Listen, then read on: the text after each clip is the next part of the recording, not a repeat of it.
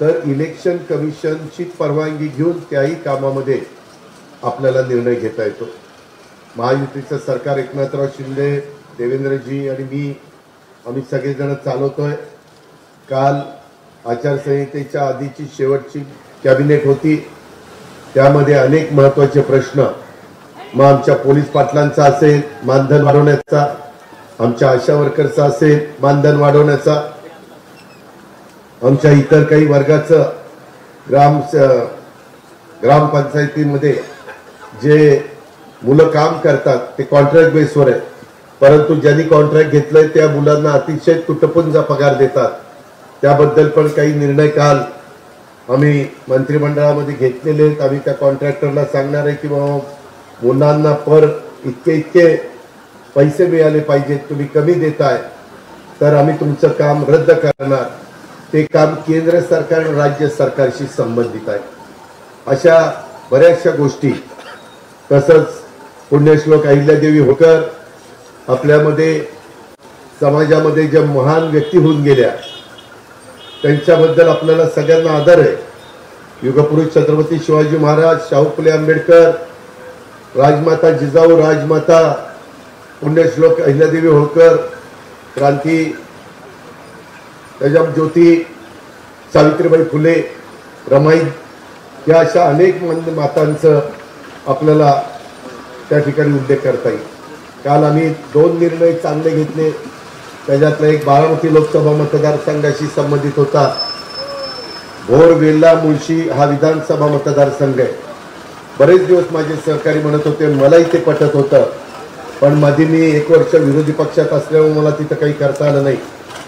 राजगड नाव त्या तालुक्याला देण्यात आलेलं आहे, जिथं शिवाजी महाराजांच्या पदस्पर्शाने पावन झालेला तो सगळा परिसर, आणि त्याला राजगड असं नाव आपण त्या तालुक्याला दिलेलं आहे।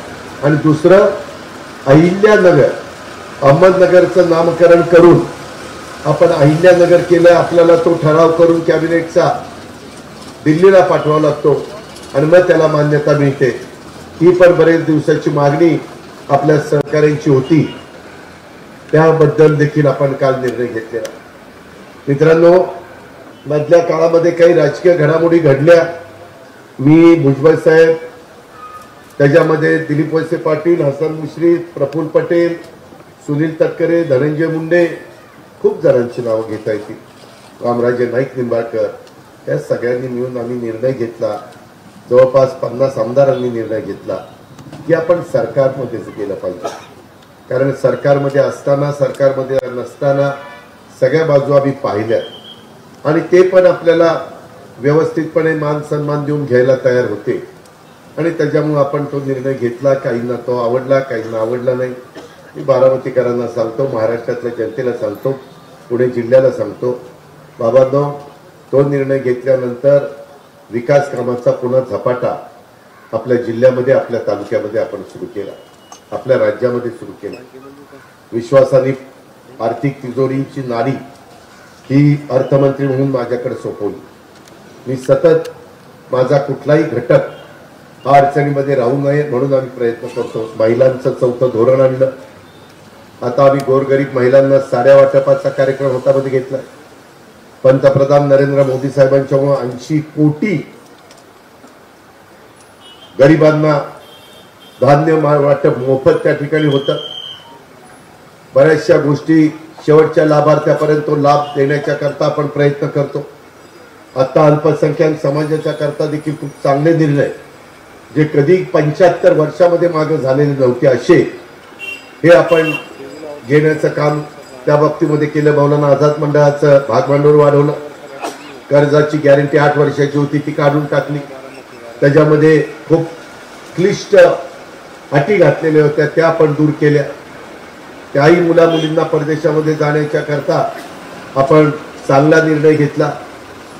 त्याच्या संदर्भामध्ये जसं ओबीसी समाजाच्या करता आपण महाज्योती हे अस्तित्वात आणलं आणि त्याच्यातलं त्या घटकाला मदत करतो, तशा पद्धतीनं मराठा समाजाच्या करता सारथी आणलं आणि त्याच्यातनं मोठ्या प्रमाणावर आपण मदत करतो। हॉस्टेलची कामं चाललेली आहेत, वेगवेगळ्या प्रकारच्या कोर्सेसला आपण मदत करतोय।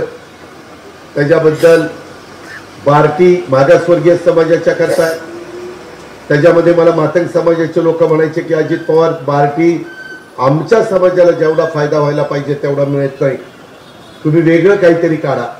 मग त्यांच्याकरता आपण आरटी ही संस्था काढली, त्याचंही स्वागत झालं. त्याच्या संदर्भामध्ये जसं पोलीस पाटील आणि आमच्या आशा वर्कर्स वगैरे यांच्या सगळ्यांची कामं आपण केली, त्याचबरोबर मध्ये अंगणवाडीच्या महिलांच्या करता आपण काम केलं, त्यांना मोबाईल दिला, त्यांची काही वाढ केली. जे काही राज्याला करता येईल शक्य आहे, राज्याला झेपेल अशा प्रकारचा निर्णय आम्ही घेत आलेलो. त्या सगळ्या गोष्टी करत असताना आता बार्टी म्हणून मुस्लिम समाजाच्या करता आपण काढलं, कारण तोही समाज जवळपास 15-20% आहे. त्यांनाही समाजामध्ये राहण्याचा, जगण्याचा, व्यवसाय करण्याचा अधिकार आहे आणि तो संविधानाने आणि कायद्याने आपल्याला सगळ्यांना घटनेने दिलेला. त्यामुळं आमचा सगळ्यांचा जातीय सलोखा कसा राहील आणि सगळ्यांना बरोबर घेऊन 18 पगड जातीला बरोबर घेऊन जसं हिंदवी स्वराज्याची स्थापना शिवाजी महाराजांनी केली, त्याच प्रकारे आपल्याला ह्या राज्याला पुढे न्यायचं आहे. आता रमजानचा पवित्र महिना चालू आहे, त्या पवित्र महिन्याच्या पण मी माझ्या विशेषतः मुस्लिम बांधवांना शुभेच्छा त्या बाबतीमध्ये देतो.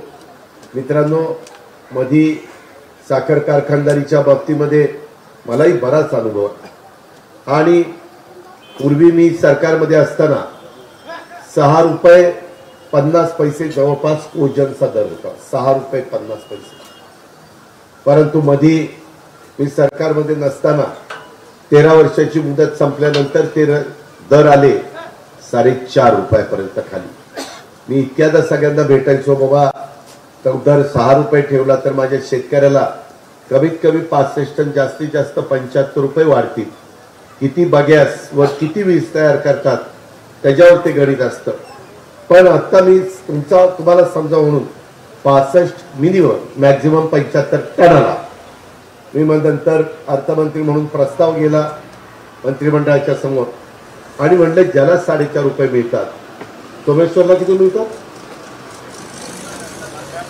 4.50, त्यांना 1.5 रुपये वाढवला, 6 रुपये द्यायचे. त्याच्यामुळे तुमचे काही कोटी रुपये तुम्हाला त्याच्यामध्ये शासनाकडनं सबसिडी मिळणार. हा फायदा डायरेक्ट इनडायरेक्ट माझ्या शेतकऱ्याचा झालेला आहे. बाकीच्याही संदर्भामध्ये आमच्या आता ओळखी नरेंद्र मोदी साहेब, अमित शहा, बाकीच्या सगळ्या अनेक मान्यवरांच्या झालेल्या आहेत. त्याच्यावर केंद्र सरकारच्या योजना आपल्या भागामध्ये, राज्यामध्ये, जिल्ह्यामध्ये, तालुक्यामध्ये आणण्याच्या करता त्याही गोष्टीचा उपयोग आपल्याला होतो. यंदा आपल्याला सगळ्यांना वाटत होतं की आपला सीझन बारका होईल, टनेज कमी पडेल, परंतु मधनं नंतर पाऊस पडला, त्याने अडचणीचं टनेज वाढलं आणि आपल्या सगळ्यांचेच महाराष्ट्रातले अंदाज चुकले आणि तरी देखील आता बहुतेक कारखाने बंद व्हायला लागले. अपवाद सोमेश्वर आणि माळेगावचा आहे, कारण दोन्ही कारखाने भाव चांगला देतात. त्याच्यावर आजूबाजूच्या भागातले लोक देखील तिकडं ऊस जावं असं म्हणतात. आपल्या इथे ऊसाचं क्षेत्र वाढलं. मित्रांनो, तुमच्या सगळ्यांच्या मुळे मी सरकारमध्ये आल्यामुळं तुम्हाला 1.5 रुपये टनाला ओजनला वाढू शकलो, युनिटला. तुम्हाला त्याच्या संदर्भामध्ये नीरा डाव्या कालव्याचं पाणी मी व्यवस्थितपणे देऊ शकलो. आत्ताही कॅनॉल सुटला आहे, तो जूनपर्यंत चालणार आहे. त्याच्या संदर्भामध्ये नदीला पाणी नव्हतं, काही भागातलं एस्केपमधनं आपण पाणी देऊन तिथंही बंधाऱ्यामध्ये पाणी दिलेलं आहे. वास्तविक जर पाणी नसतं मिळालं तर काय अवस्था आपली झाली असते. आणि मधल्या काळामध्ये आपलं पाणी त्याबद्दल काही वेगळे निर्णय करण्याचा प्रयत्न काहींनी केला, परंतु तो आपण थांबवला. त्याच्यामध्ये मी काही भागात लाईनिंग देखील करतोय कॅनॉलला, जिथं लिकेज जास्त आहे. ब्रिटिशांच्या काळातल्या मोरे आणि बाकीच्या असल्यामुळं तिथली कामं आपण हातामध्ये घेतलेली आहेत. वेगवेगळ्या प्रकारची रोडची कामं मोठ्या प्रमाणात हातामध्ये घेतलेली आहेत. टप्प्याटप्प्यामध्ये निरेपासून बारामतीपर्यंत, तिकडे इंदापूरपर्यंत आपल्याला 4 पदरी रस्ता करायचा आहे. त्याचंही काम काही भागामध्ये आम्ही सुरू केलेलं आहे. जिल्ह्यात भागामध्ये देखील मोठ्या प्रमाणावर पिण्याच्या पाण्याच्या योजनांची कामं चाललेली आहेत. करोडो रुपयाचे स्टोरेज टँक आपण 2 महिना जरी कॅनलला क्लोजर आला तर माझ्या कुठल्याही भागाला पिण्याचं पाणी कमी पडू नये आणि आया बहिणींना त्रास होऊ नये म्हणून ही सगळी खबरदारी आम्ही घेतोय। असे कितीतरी गोष्टी मी तुम्हाला सांगू शकेन। 0% व्याजाने पीक कर्ज बँकेच्या मार्फत देतो। मित्रांनो, पूर्वी तुम्हाला पैसे भरावे लागायचे नाही, परंतु केंद्र सरकार म्हटलं की आम्ही डीबीटीवर देणार। तुमच्यातला एखादा व्यक्ती असेल तर त्याच्या अकाउंटला पैसे जाणार, त्याच्यावर काही काळाकरता त्याला 6% रक्कम भरावी लागते वेळेत परतफेड करायची म्हटलं तरी। वेळेत परतफेड करणाऱ्यांना 50,000 रुपये द्यायचं राहिलेलं होतं। कालच्या अर्थसंकल्पामध्ये त्याची तरतूद केली, त्याच्यामध्ये कोल्हापूर जिल्ह्याची संख्या जास्त होती, त्यांचाही वाटप हे अनुदानाचं आपण सुरू केलेलं आहे। भूविकास बँकेचाही निर्णय घेतला, सातबारावरून भूविकास बँक काढून टाकली, त्याचं कर्ज माफ केलं। त्यांच्या सगळ्या माझ्या भूविकास बँकेच्या कर्मचाऱ्यांना अधिकाऱ्यांना त्यांचाही सगळा पगार दिला, त्यांचाही कुठलंही काही देणं बाकी ठेवलं नाही। दुधाचा धंदा तुमच्या माझ्या महाराष्ट्रामध्ये विशेषतः आपल्या भागात जास्त आहे, त्याला भाव कमी झाल्यावर 5 रुपये अनुदान द्यायला सुरुवात केली। अजून काल 1 महिना ते वाढवलं, त्याच्या संदर्भामध्ये तेही पैसे मिळायला सुरुवात झालेली आहे। मित्रांनो, जे जे माझ्या शेतकऱ्याच्या करता येईल ते करण्याचा प्रयत्न शिंदेसाहेब, देवेंद्रजी, मी आणि माझे सगळे सहकारी मित्र करतात। मोठ्या प्रमाणावर निधी देखील इथं अनेक गावचे आजी माजी सरपंच बसलेत, गावातले प्रमुख मान्यवर बसले।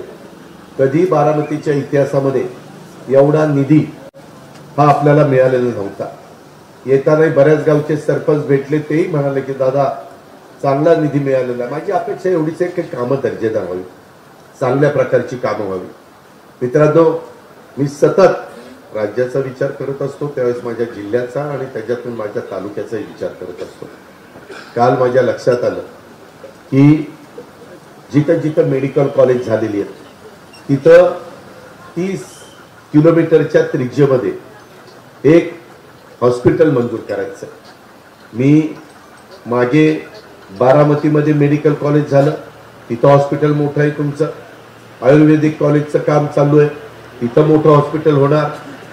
मुस्लिम समाजाच्या करता त्याच्यातले काही विद्यार्थी युनानी शिक्षण मागतात, त्याकरता एक काल मेडिकल कॉलेज युनानीचं शिक्षण देणारं रायगड जिल्ह्यामध्ये आम्ही मंजूर केलं। आणि आपलं आता सुप्याला एक मोठं हॉस्पिटलचं काम चाललंय आणि दुसरे हॉस्पिटल केलं, तुम्ही केव्हाही जाऊन बघा।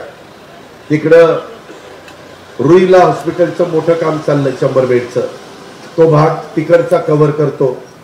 लाकडी लिंबोडी, सिद्धेश्वर लिंबोडी आणि काटेवाडीचा तिकडचा भाग। इकडं बारामतीतलं सिल्वर ज्युबिली हॉस्पिटल बारामती शहर आणि तिकडचा भाग कव्हर करतात। माझ्या डोक्यामध्ये इकडच्या भागामध्ये देखील सोमेश्वर परिसरात एक हॉस्पिटल असावं असं मला वाटलं आणि त्याच्यातून रात्रीच माझं तुमच्या चेअरमनशी बोलणं झालं आणि त्याच्यातून त्यांनी इथं जी काही जागा लागेल, मला वाटतं वागळवाडीला प्राथमिक आरोग्य केंद्राला जागा मंजूर केली।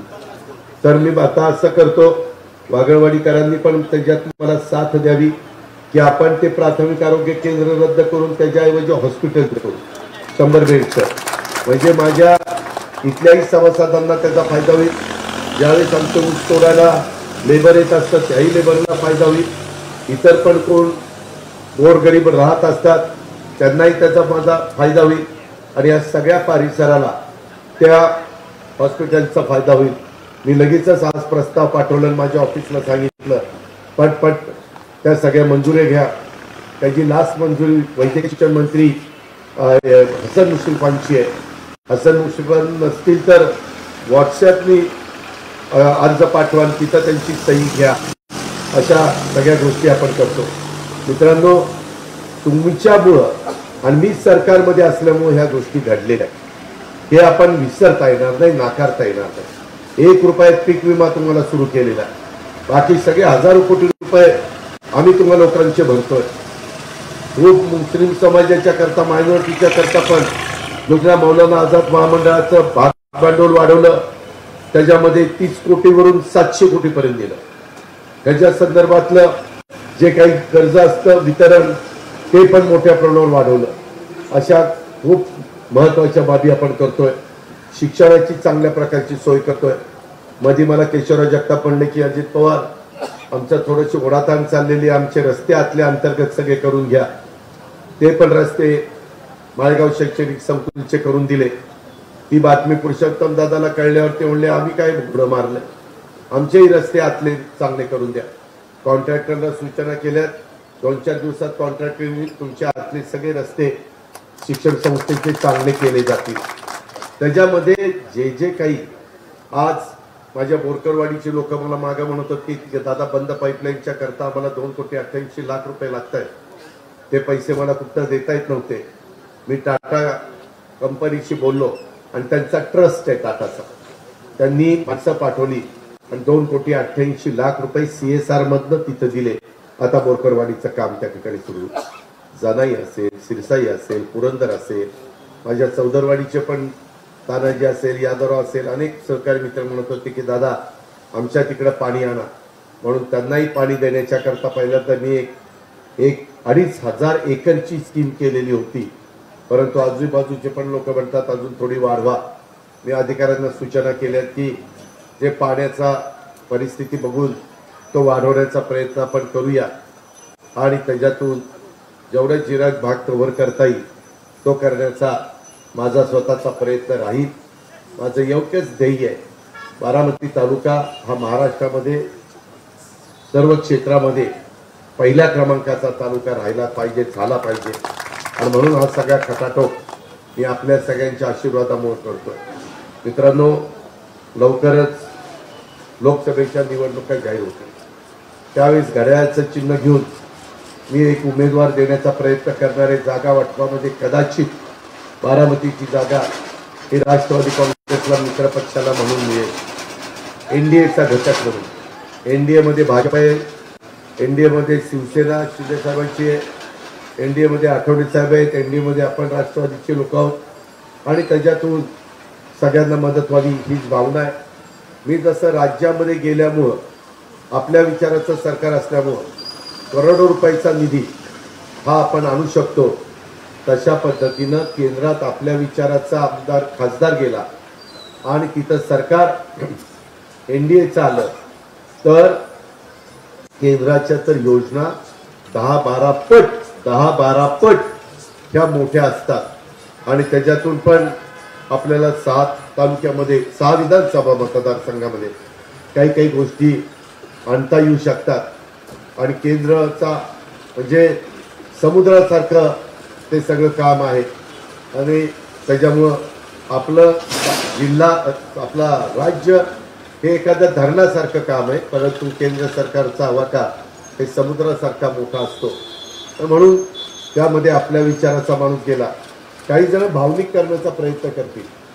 मागा अशा प्रकारचा प्रसंग कधी बारामतीकरांच्यावर ओढवलेला नव्हता, तो येऊ नये अशी माझी मनोमन भावना होती.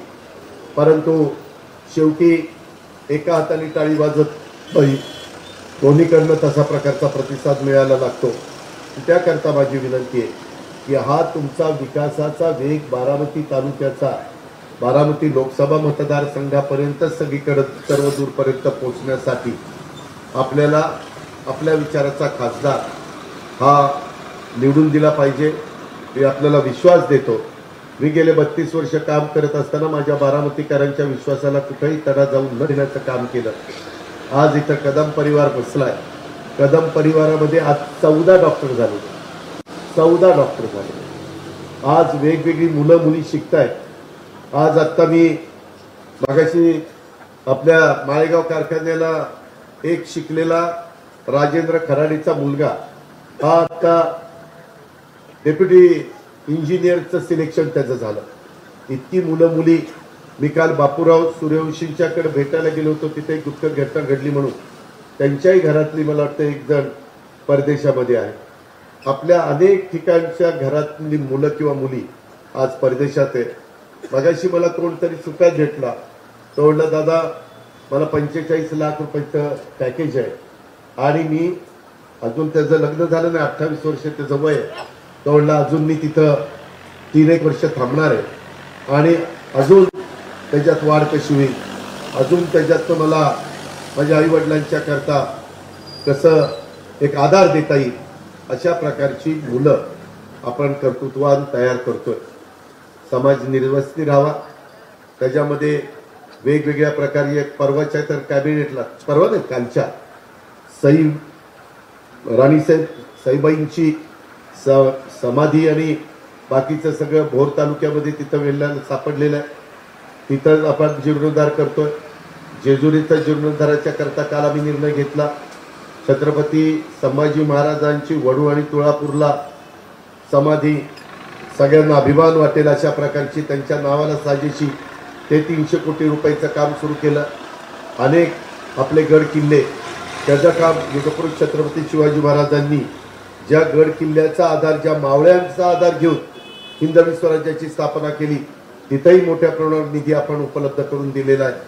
त्याचबरोबर वेगवेगळ्या आपल्या बारामतीमध्ये एक सुंदर अशा प्रकारे आपण त्यामध्ये शिवसृष्टी करतोय, त्याचंही काम जोरात चाललेलं आहे. अशा पर्यटनाचा हे वाढावं, पर्यटन वाढावं. आता सोमेश्वर मंदिरामध्ये देखील मला तिथं बाहेर लोकांनी थांबवलेलं होतं. ते म्हणले की दादा आमचा 10 कोटीचा एक प्रोजेक्ट आहे, एक काम आहे, तिथं आम्हाला मदत करा. मित्रांनो, आज आम्ही सुपा मार्केट यार्ड बारामती कृषी उत्पन्न बाजार समिती सुपा उपबाजार तिथं 18-20 एकर जागा घेतली. तिथं जवळपास 10 कोटीचं काम आज आपण तिथं सुरू केलं. रस्त्याची कामं करायला सांगितली. जिथं जिथं ज्या ज्या सोयीची गरज आहे त्या त्या सोयी देण्याचा माझा प्रयत्न आहे. माझा दावा नाही सोमेश्वरकरांनो की सगळ्या गोष्टी झालेल्या आहेत, अजून काही गोष्टी जरूर करण्याच्या बाकी आहेत, पण ते करण्याची धमक आणि ताकद निश्चितपणे मी आणि माझ्या सहकाऱ्यांच्यामध्ये ही मात्र खात्री मी तुम्हाला देतो. आज देखील सकाळी 6 वाजल्यापासून रात्री 12-1 वाजेपर्यंत कसं लोकांचे प्रश्न सोडवता येतील. आज पण जे काही निवेदन आलेले, एवढी निवेदन आलेली, ते पण आचारसंहिता असल्यामुळे काही मला मर्यादा आहेत. त्याच्यामध्ये काहींनी विविध कामं मंजूर केल्याबद्दल अभिनंदन पण काही माझ्या सहकाऱ्यांनी केलेलं आहे. आणि कालच वागळवाडी करंजे गावालगत वन विभागाची 250 एकर जमीन आहे, तिथं मला वेगवेगळ्या पद्धतीनं निधी मागितला होता. काल 2.5 कोटी रुपये निधी त्यांचा मंजूर केला आणि पैसे पाठवून दिले. 2.5 कोटी रुपये. त्याच्यामध्ये ह्या सगळ्या गोष्टी 3.5 एकर सोमेश्वर कारखान्याने वागळवाडी पाणी पुरवठ्याच्या करता पण जागा दिलेली आहे. आपल्या सोमेश्वर कारखान्याने खंडोबाची वाडी 2,65 लाखाचं काम चाललेलं आहे. वागळवाडी गावात आतापर्यंत 10 ते 11 कोटीचा निधी एका गावात आणलेला. पूर्वी एका तालुक्यामध्ये 5 कोटी, मीच ते वाढवले. पूर्वी 1 कोटी रुपये आमदार निधी होता, तो 2 केला, 3 केला, 4 केला, 5 केला. तो खरं मध्ये माझं 1 वर्ष रस्ते सरकारमध्ये वाया गेलं तर मी तो अजून 6-7 कोटीपर्यंत नेला असता, परंतु अजूनही वाढवण्याचा माझा विचार आहे. त्याचबरोबर 60-70 वर्षामध्ये प्रलंबित असणाऱ्या वागळवाडी स्मशानभूमी जागेचा प्रश्न देखील आपण 30 लाख रुपये निधी देऊन सोडवलेला आहे. परंतु त्याच्यामध्ये आज सकाळी प्रांतांनी काही अडचण थोडीशी सांगितली. माझी हनुमान पाटील तुम्हाला विनंती आहे, सरपंचांना विनंती आहे की त्या संदर्भामध्ये जरा बसा. थोडं पुढं मागं 2 पावलं करावं लागलं तर करा, पण सगळीकडे दफनभूमी आणि स्मशानभूमी तुम्हाला मला प्रत्येकाला काळाचं नियतीचं बोलवणं आल्यानंतर जायचंच असतं. त्याही पण सोय आपल्याला चांगल्या पद्धतीने केली पाहिजे. या प्रकारची कामं मित्रांनो चाललेली आहेत. माझे जीवाभावाचे काही सहकारी वेगवेगळ्या स्पर्धांना बोलवत असतात. कोण कुस्ती स्पर्धांना बोलवत असतं, कोण बैलगाडी स्पर्धांना बोलवत असतं, कोण आणखीन वेगवेगळ्या कार्यक्रमाला बोलवत असतं. मलाही वाटतं की गेलं पाहिजे. आता आज पण त्याच्यामध्ये ऋषीनं पक्षाच्या कार्यालयाचं एक फिटका पाहायला रमाकांतच्या इथं, रमाकांतनी ऋषीचं चुकून नाव घेतलं, रमाकांत गायकवाडांनी, तिथं आपण ते केलं. त्यानंतर किरणनी सांगितलं दादा सोन्या चांदीचा एक शॉप त्यांनी खरेदी विक्री संघाच्या जागेमध्ये भाड्याने घेतलेलं आहे, त्याचं उद्घाटन आपण केलं. इतर पण अशीच काही कामं आपण आज वाढली, त्यामुळं सगळ्या ह्या उशीर झाला. मित्रांनो, मला तुम्हाला एक अजून सांगायचं आहे. इकॉनॉमी विकर सेक्शन जे गरीब वर्ग आहे त्यांच्याकरता घरकुलाचा कार्यक्रम नरेंद्र मोदी साहेबांनी फार मोठा हातामध्ये घेतला. परंतु मध्ये आमच्या लक्षात आलं, आम्ही पण केंद्राला कळवलं, राज्यामध्ये आम्ही चर्चा केली की ती घरं मिळत असताना मागासवर्गीय आणि आदिवासी समाजालाच त्याचं जास्त प्राधान्य मिळतं. जरूर त्यांना मिळाली पाहिजे, तोही महत्त्वाचा घटक आहे. पण त्याचबरोबर मराठा समाज असेल, ओबीसी समाज असेल, भटका समाज असेल, वेगवेगळ्या कॅटेगरीमध्ये मोडणारा समाज त्यांनाही घरकुलं मिळाली पाहिजे. जो गरीब आहे, जो अतिशय साध्या घरामध्ये राहतो, तर त्याच्याकरता पण आपण आता योजना बऱ्याच आणलेल्या आहेत. मायनॉरिटी करता देखील घरकुलाचा कार्यक्रम आपण आणलेला आहे आणि त्याच्यातून मला बारामती तालुक्यामध्ये सगळ्यांनी सुखासमाधानी राहण्याच्या करता या पण योजनेचा फायदा करून द्यायचा आहे.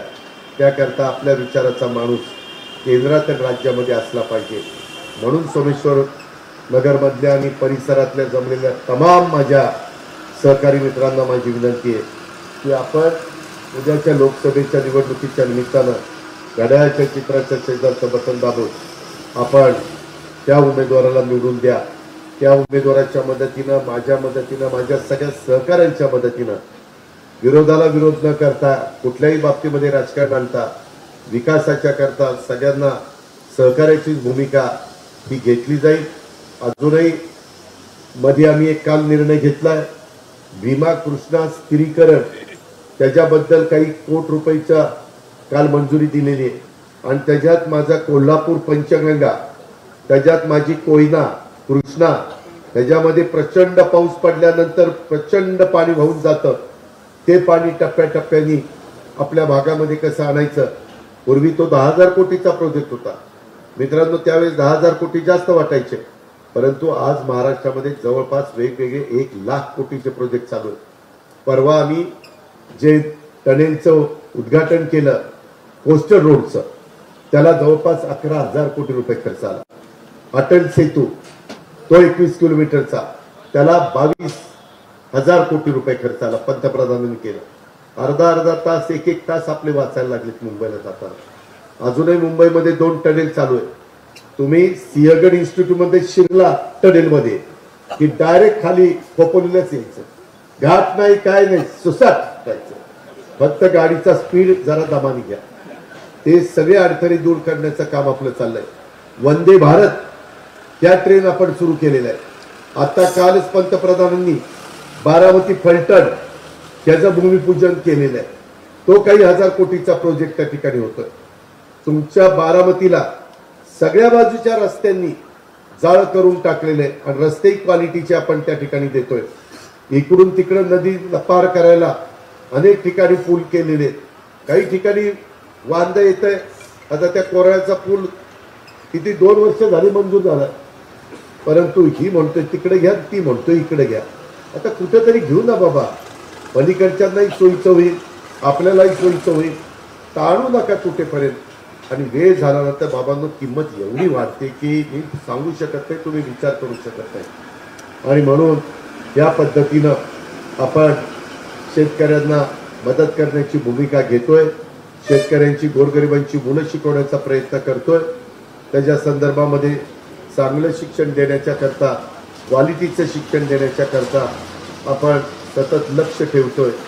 याही गोष्टीचा विचार आपण सर्व सहकारी मित्रांनी करावा. वेळ बराच झालेला आहे म्हणून येताना कुणाची भाषणं प्रास्ताविक न करता, मी नावामध्ये वेळ न घालवता, कृपा करून तसं समजू नका, ह्याला आमच्या नावाची गरज वाटत नाही, ह्याच्याकडे बघू इलेक्शनला, असं काही करू नका. त्याच्यामध्ये वेळ कमी. अजून पुढं मला वाटतं कोराळ्याला सभा आहे, मला वाटतं माळेगावला पंधराला जेवण आहे, भंडाराला नाही, माळेगावला सभा आहे, भंडाराला जेवण आहे, आणि नंतर पुन्हा डोरलेवाडी निरावगाच करायचं आहे, आणि पुन्हा रात्री एक उशिरा मिटिंग आहे. बरे सगळं 10 वाजायच्या आत संपवायचं असतं. परंतु आज प्रचंड संख्येने आपण इथं उपस्थित राहिला. थोडं उन्हामुळं मधल्या खुर्च्या मोकळ्या ऊन आल्यामुळं, पण सावली मात्र बघून आपण सगळेजण बसला. हा मी कुठं लक्ष्मण म्हणलं का माणसं नाही, तुझ्या प्रयत्नामुळे एवढी माणसं आली की माझ्या डोळ्यात माझं मावं ना. हा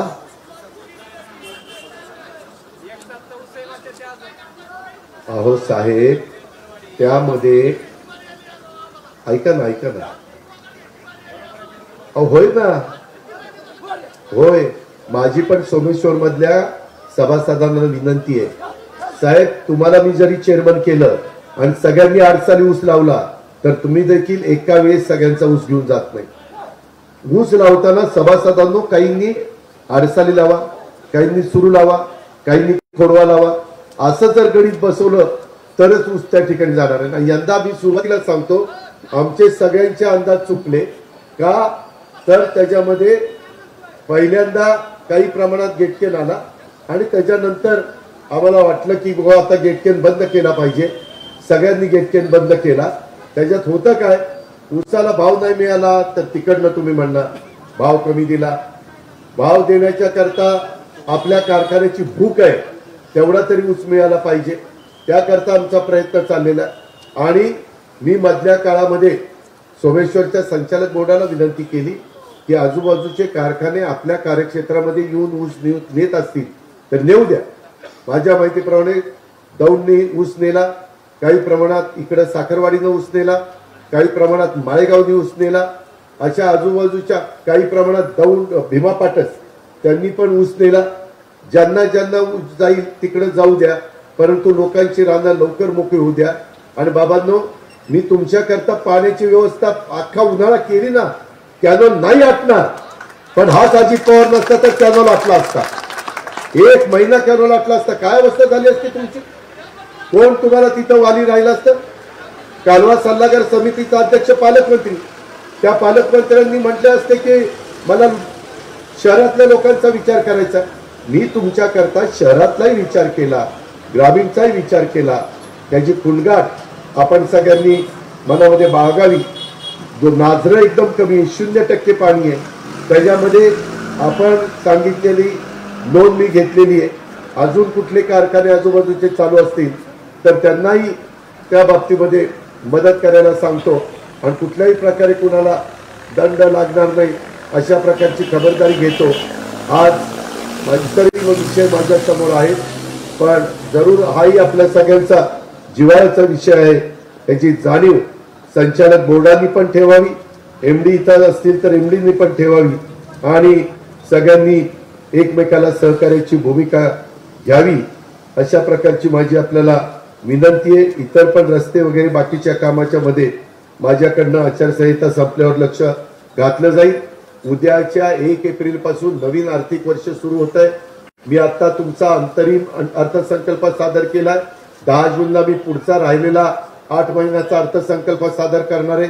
त्यावेळेस वेगवेगळ्या गावांना 25-15चा निधी, वेगवेगळ्या गावांना जिल्हा परिषदेचा निधी, वेगवेगळ्या गावांना डीपीडीसीचा निधी.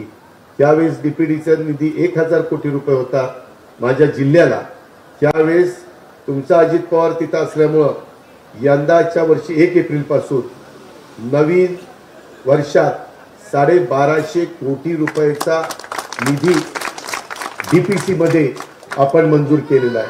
त्याचाही डायरेक्ट इनडायरेक्ट फायदा हा वेगवेगळ्या भागाला होईल, याही प्रकारची नोंद आपण घ्यावी. आणि काही कामं मी बजेटमध्ये पण टाकणार आहे, कारण त्या वर्षात काय होणार आहे, 2 महिने त्याची आचारसंहिता काय ते